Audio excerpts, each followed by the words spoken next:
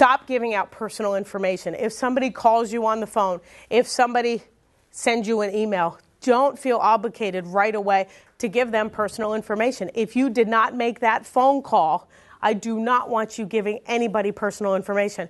We talked about your caller ID. Just because it might show up that somebody is calling you from your local bank, somebody's calling you from a credit card company, that does not mean that's who you're actually talking to. So I want you to immediately stop what you're doing and tell the person, I will call you back from a number that I am familiar with. And if they go, oh no, don't hang up, I am the person, just say, I'm sorry, I'm hanging up the phone, I will call you back. Be careful sending and receiving mail and giving things out. I want you to be careful with this. We are seeing sometimes criminals will drive around developments, home developments. You know that nice little red flag that we put out for the postman or postwoman? That red flag sometimes could also indicate to criminals that there's bills in there to be sent out.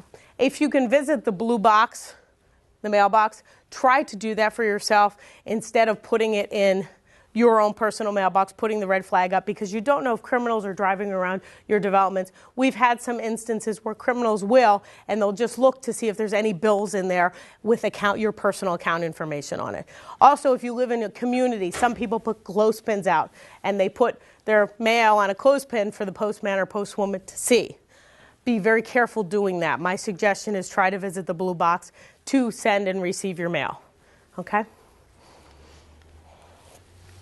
Let's talk about your annual credit report. Every single one of you in here have a right to an annual credit report. You know that stupid jingle that's on TV, freecreditreport.com? Do not use it, because if you do, they're going to ask you for your credit card number. All right? If they're asking you for a credit card number, it's not free. And we always have to remember that.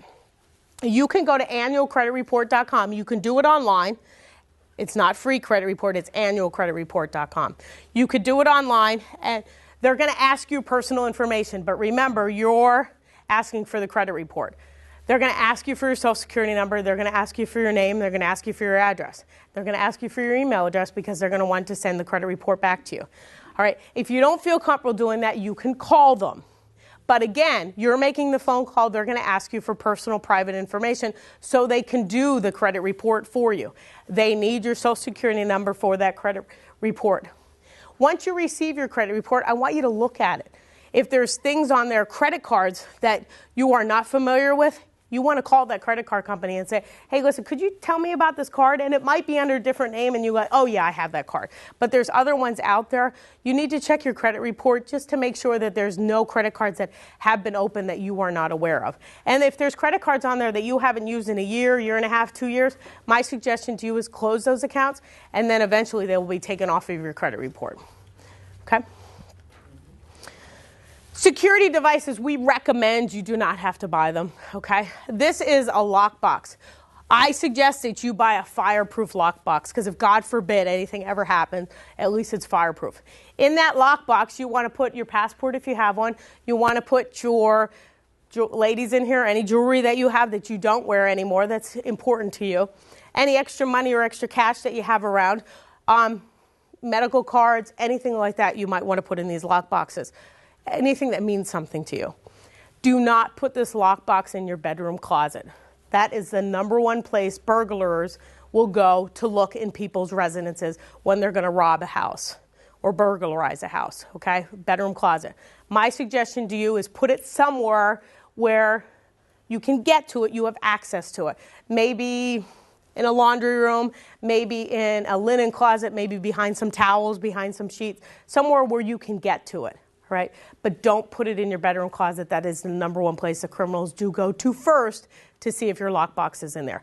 If you can, secure your lockbox to the floor, especially the smaller ones. If you could secure it with screws, then criminals cannot just take it out and walk away if, God forbid, your house is robbed or burglarized. Okay? This is a mailbox that has the opportunity to have it locked, and there's a little slot in there for mail. If you live in a community where criminals are stealing other people's mail, might be something that you might want to look into for yourself. At the bottom, there's a cross-cutting shredder. I recommend one of them. You don't have to have one. If you don't have one, just cut your material up. Anything that you're going to throw away with your personal account information on it, just shred it. Or just cut it up small so that people can't piece it together and open up a credit card or open up an account with your name on it and change your address. If you're ever a victim of identity theft, our office recommends that, of course, you contact the local police. Let them know that you've been a victim of identity theft issues. At that time, they're going to ask you personal information. They're going to ask you what actually happened with that account. We also recommend that immediately, if something has been charged that you are not familiar with, call your credit card company up, your bank, immediately and close those accounts. What's going to happen is that credit card or those accounts will be inactive until they restate another account for you. Your savings account, checking account, they can do that immediately. With credit cards, it might take 3 to 5 business days to obtain another credit card in the mail. Close those accounts. Even if you lose your credit card and your credit card company might say to you, well, there's been no activity on your account, but still close the account because we don't know where your credit card is, you lost it. Or even if people lose checkbooks. A lot of times people lose checkbooks and they go, well, don't worry about it. There's been no activity. Well, what if somebody does find it and then all of a sudden there is activity? So my suggestion to everybody in this room is to close those accounts and then open up a new account. Like I said, a credit card will take 3 to 5 business days. Your checking and savings account, they'll be able to reopen almost immediately for you.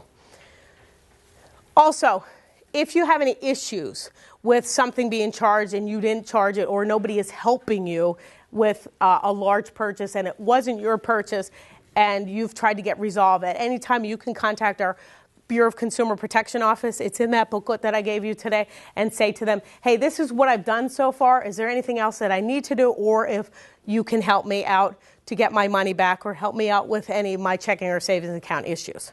Okay?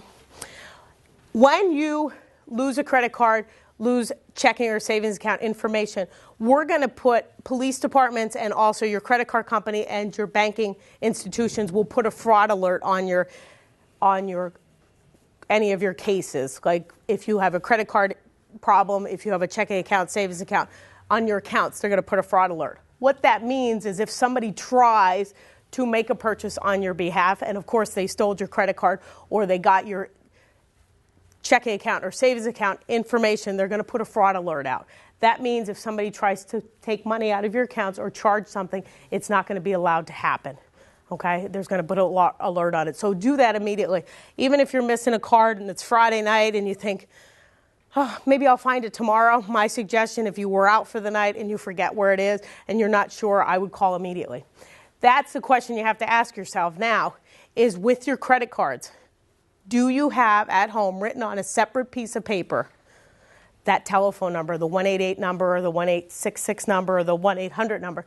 Do you have that number written down in a safe place for yourself? Because if you lose your credit card, you're not going to have that phone number readily available for you. All right, write it down somewhere, put it in your phone, but do not put the account number with it. My suggestion is don't write that account number down at all. The credit card company should have that account number for you, and they will once they look up your name. And they're going to ask you, if for some reason you lose your credit card, and you call the credit card company and you say, I lost my credit card, can you issue me a new one and close that one? They're going to say, well, can I have your social security number? Okay, but you made the phone call, so it's okay that they are asking you for that information. The following is a public service announcement test to determine if you need a fishing license and boat registration before you head out on the water. Let us begin. Are you a pelican? Does this look like your house? Is this your idea of fishing with friends? Do you use your feet as fishing hooks? Are you your own boat? Do you have webbed feet? No, I mean like a... That's the one. Do you want this in your favorite lake? Yuck, yike. No thanks, mister. Regardless how you answered, you need to be licensed and registered because it helps local conservation efforts protect the very natural resources you enjoy boating and fishing in for generations to come. Do your part at takemefishing.org.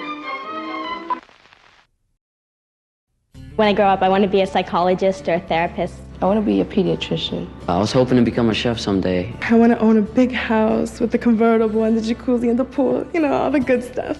Role models, they don't tell you what to do, but they help you to go where you're going.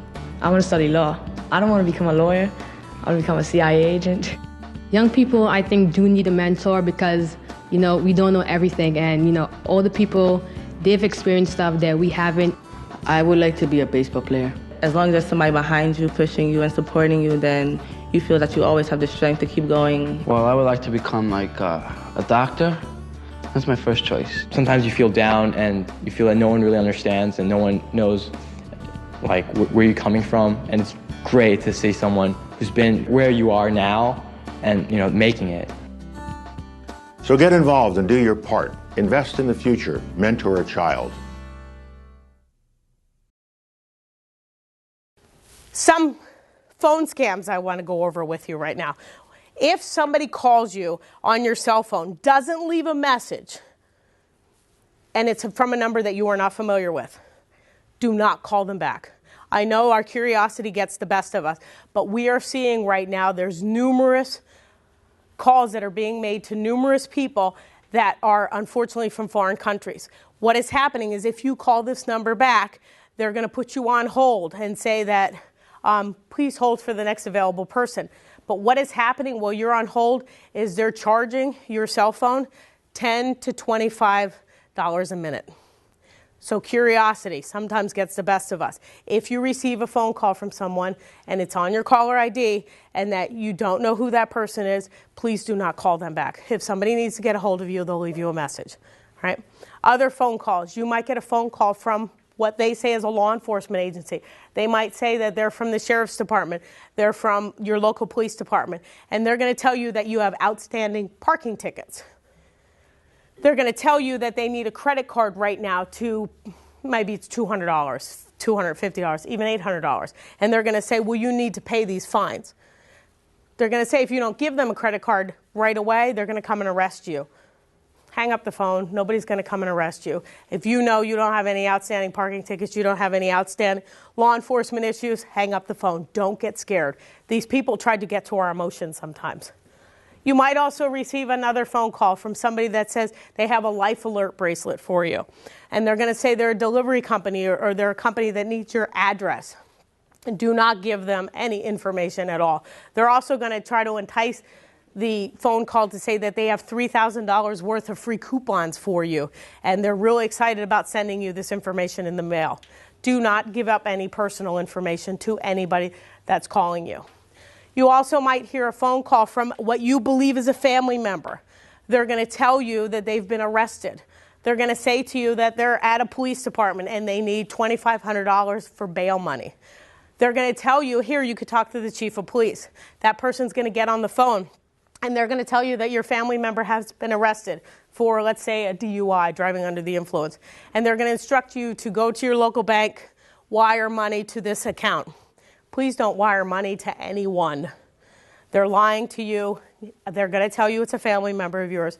Take a deep breath, count to 10, call your family member from a number that you are familiar with, and I guarantee you your family member is going to answer the phone. Okay? Another phone call you might receive. Somebody might call you and say they're from a local hospital, that your family member has been in an accident. They're going to tell you they can't find their medical information. They're going to share with you in order to have emergency surgery done in your family member, they need a credit card to secure the surgery.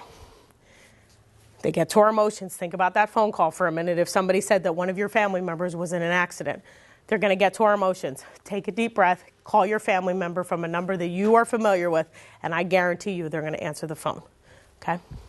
Other phone calls, somebody might call you and say that you won the international lottery. And they're going to share with you that they have a check waiting for you. All you have to do is pay tax on that money.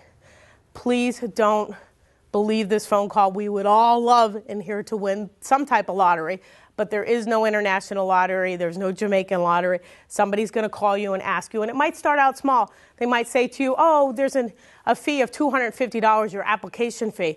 And then they're going to call you back once they receive your $250, and they're going to call you back again and tell you, oh, we forgot, there's an additional $1,500 you have to pay. Unfortunately, people in the Commonwealth of Pennsylvania have given people $6,000, $45,000, a lot of money just to win some type of lottery. Okay? Also, you might receive a phone call from somebody from a credit card department. They're going to say to you that they can lower all of your credit card interests.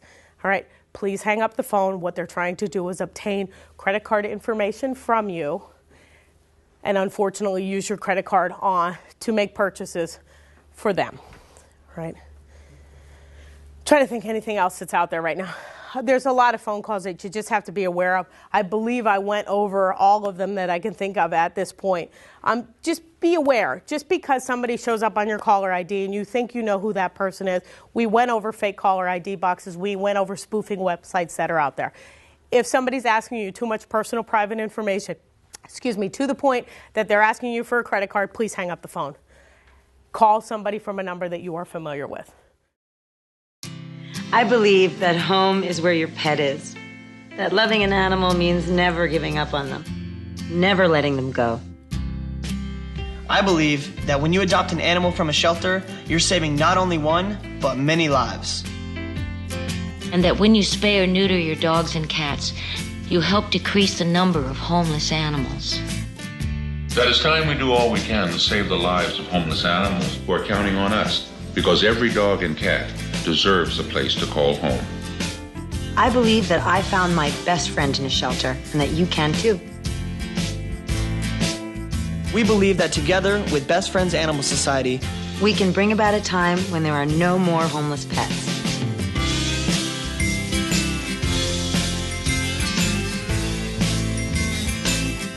Please visit our website at ambassadors.bestfriends.org to find out more.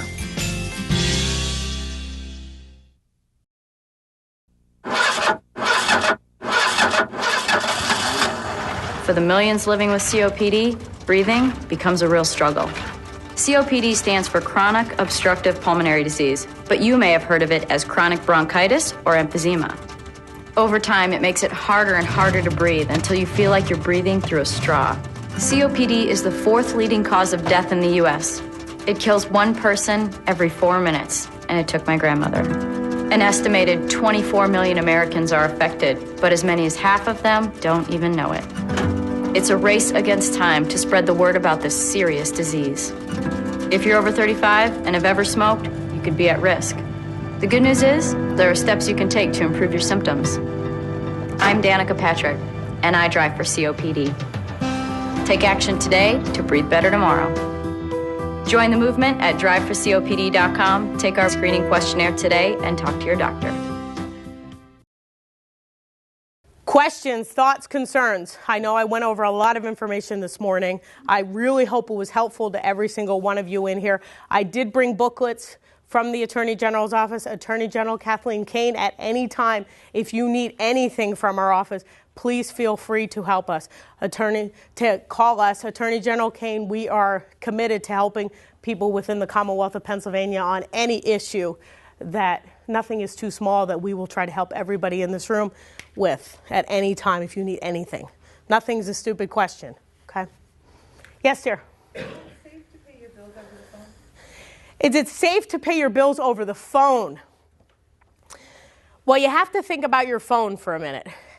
How much security device is within that phone and with the institution that you are paying your bill with? It's a personal choice. You have to ask yourself that question. At least I believe with a laptop or with a computer, you are controlling how much protection is on that device. On your phone, how much security device is actually within that organization, that company, and within that phone. So it's up to you. It's a personal choice. Okay? All right? Yes? I'm seeing that you're videotaping this. Will the videotape be available if we wish? I'm a teacher. Okay. If we wish to purchase it or obtain it? I am not. Our office is not videotaping it. It's another company that's videotaping it out of Scranton. Okay. Is that available to be purchased? Mike, can you help me out with what channel it is? It's going to be airing on an upcoming Tuesday morning at 6 a.m. Tuesday morning, 6 a.m. At WQPX, Channel 64 off air. Channel 64 off air. Channel 64 off air. Yeah, we're WQPX. WQPX. WQTX. P, right? P as in Paul. WQPX. X, Right, out of Scranton, correct? Yes. Okay, and the date again? What date, Mike? Do you know? They don't have a date. Usually it's Tuesday mornings at 6 o'clock in the morning. Okay. There's no way for me to purchase that? No. You just watch it.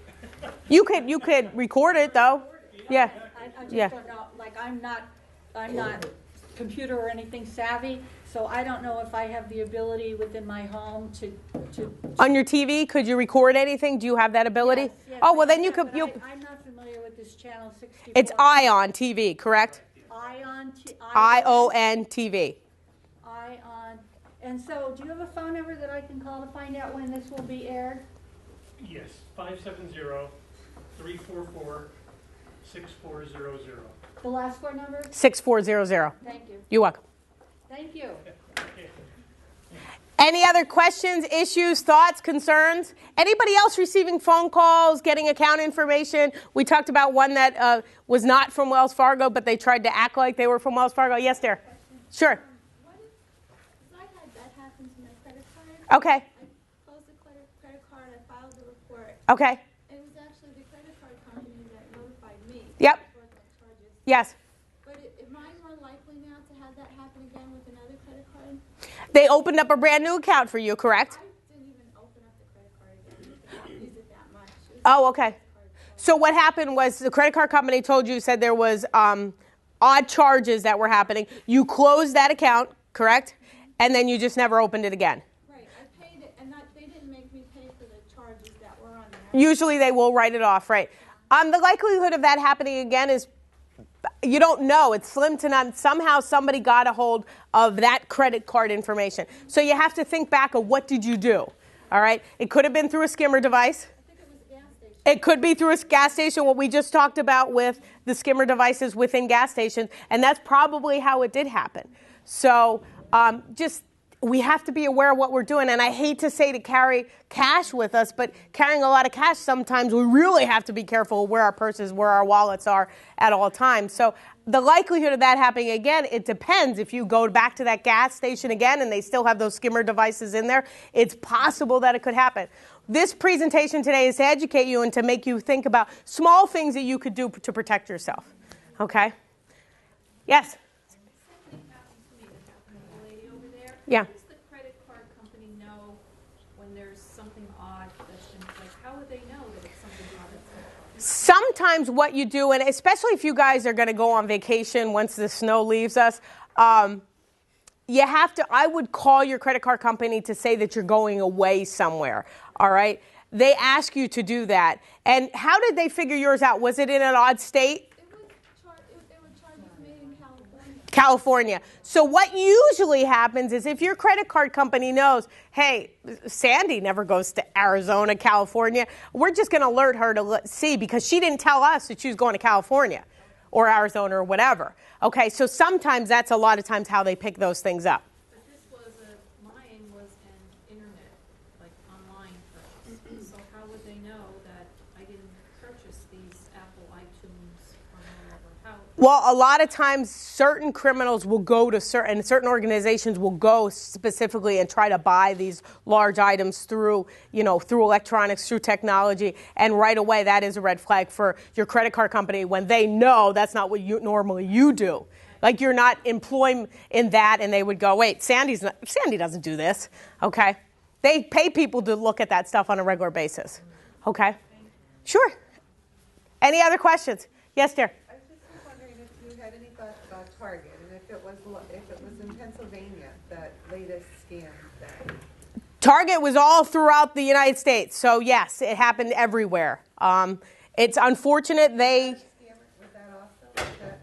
No, it was actually through an organization that they hired to do their credit card information for them, and I believe, don't quote me, I believe it was. It was not in this country. I believe it was through China. I think. I'm not 100% sure. But it was through a company that they authorized to have that information. So, and we take risks with credit cards. We do. And I mean, I hate to say go back to cash like we did in the 70s and 80s, but the way things are going right now, we have to be really careful where we're using our credit cards, because just like something that simple with Target, and it happened to Lord & Taylor, I believe, and it happened to other people, we don't know who's getting our credit card information. Okay? And yes, sir. I just wanted to verify, you said when you're using the debit card, yes, you're better off to use it as credit. Yes, debit? Not debit, because I was doing better by putting my PIN in there. No, because if the skimmer device is there, they're also getting a hold of your PIN number. So I suggest that you use it as credit, because then it's less likelihood that they'll be able to use it, because what they need is that three-digit security code on the back of the credit card. Okay, so I wouldn't recommend using it as debit. And a lot of times you're probably safer that way. I know you're not able to get money back, cash back, using it as credit instead of debit. Okay, but I would stay away from using it as debit. Okay? Anything else? Okay, I appreciate your time. Thank you very, very much, and have a wonderful weekend. Thank you. My mama always said, life is like a box of chocolate. You never know what you're gonna get. Babu was my good best friend. Stupid is as stupid does.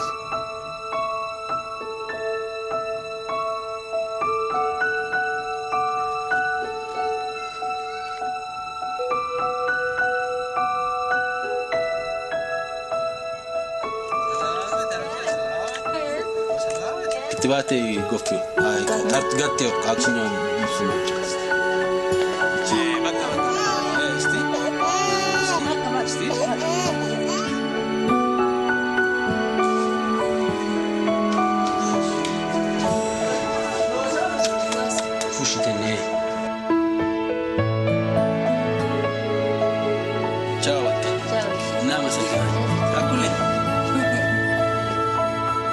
See where the good goes at goodgoes.org. I'm always up for a challenge.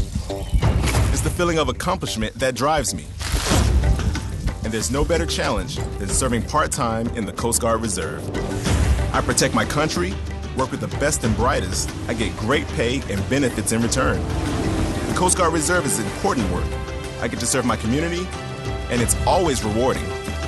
If you were born ready, there's a new challenge waiting for you. Learn about serving part-time at gocoastguard.com/reserve.